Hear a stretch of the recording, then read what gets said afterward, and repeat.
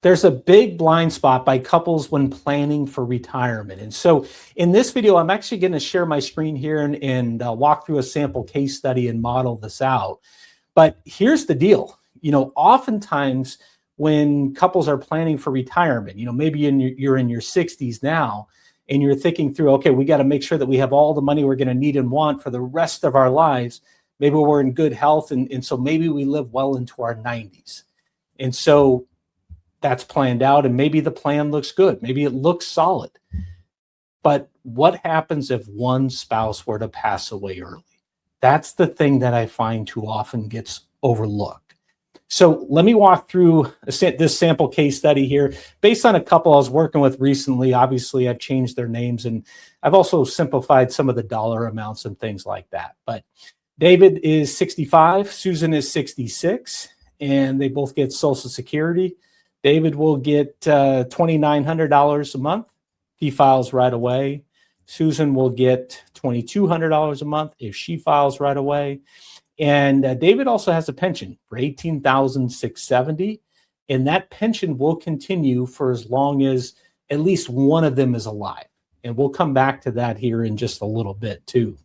Also, as far as their assets, they both have IRAs. David's is for $425,000, and then Susan is for $350,000. All right, so let's jump in here and take a look at what their plan looks like. Right now, they have a 94% probability of success, and this is a Monte Carlo simulation. I don't want to get too much involved in in talking about the probability of success number and what that means. Other than I will mention a couple of things here, but that's based upon, in part, them being able to spend $6,500 a month in living expenses. So this doesn't count healthcare. I always factor in healthcare separately because typically healthcare expenses have risen at over twice the rate as overall inflation. We're assuming David lives to 90 and that Susan lives to 95. So jumping back to this 94% number here real quick, if you're not familiar with Monte Carlo, this is running 1,000 simulations. And what this is saying is 940 out of 1,000 times, they will have all the money they'll need and want for as long as they live, okay, their life expectancy. And really, a number in the 90s, I will just say, I believe is a conservative number. More than likely what's going to happen is that it's going to lead to underspending. So more than likely, if you target a probability of success like 100% as an example, more than likely you're going to get into your 80s and then you're going to realize you've got a lot more money left over that you're never going to spend. Okay, so don't want to say anything more on that other than to say that this is actually a very secure number right here. Now let's take a look what happens if David, instead of living till age 90, he passes away early, and specifically if he passes away this year, meaning age 65. Well, that's going to reduce that probability of success a meaningful amount there by 20 points down to 74%. Now, as a side note, again, on Monte Carlo, I'm actually not too concerned about a number at like 74%. We just need to know what that means. And it's part of the reason I use a guardrails framework around spending that I won't get into detail with here, but allows us to make adjustments to spending when it's appropriate, either higher or lower, based upon the value of your portfolio. But just for purposes of this video, you can see that that is a meaningful drop right there. And this is also assuming, by the way, that her living expenses drop by 15% in retirement. Okay, once he passes away. So that part's already factored in. It's actually not 6,500.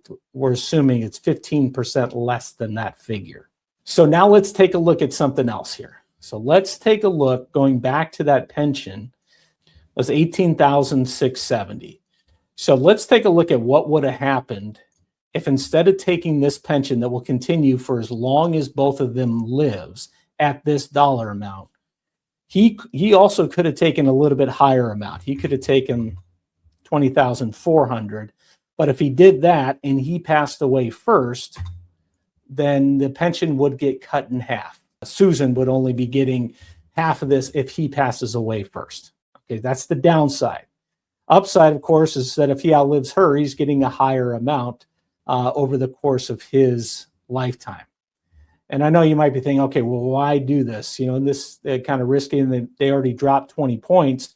And now, Ryan, you're showing me this. If you do this, now they're down to like a 55% probability of success. So that gets even worse. So that doesn't seem like a good idea.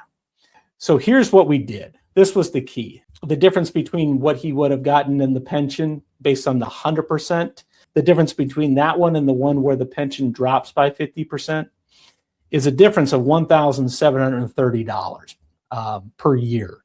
Now, with that savings, or that difference, $1,730, he bought a life insurance policy for about $1,300 for the year. So he still had like an extra $400 left over. But that life insurance policy was a $250,000 10-year term policy. And let me show you very specifically why that was selected. So if he were to pass away early, even when we did the pension, reduced by 50%, it now increased her probability of success now from that 55% number, I think it was, up to now 89%, up substantially. You can see down here the life insurance proceeds coming in, which come in tax-free right here.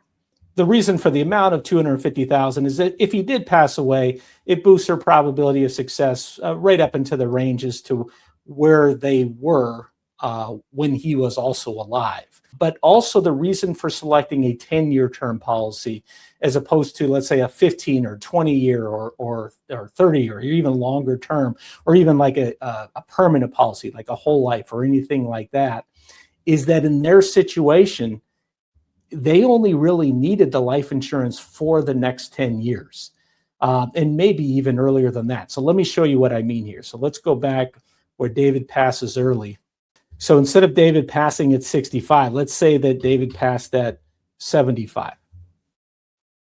And notice the difference here. Jumps up big time, up to 81%. And so why is that? Well, of course, it's because over those 10 years, that higher pension income was still coming in, and also both Social Security checks were coming in. If David passes first, well, no matter who passes first, really, the smaller Social Security check is going away and the larger one would be kept. So there was that part as well as the pension that would be affected by changing it to the 50% bonus benefit.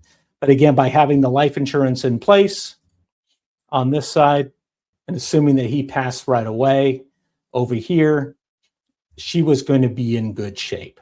Now, if she were to pass away before him, obviously he could cancel the life insurance policy, save the money there, and he'd have the higher pension going forward. Now, certainly we could also look at this as well from his perspective. What if she were to pass away? But I'm going to leave it at that for this video. Hopefully this has been helpful on some different things to be thinking about. And again, this is one of those blind spots that I find too often gets overlooked by couples in retirement. I want to thank you for watching, and I'll see you next time.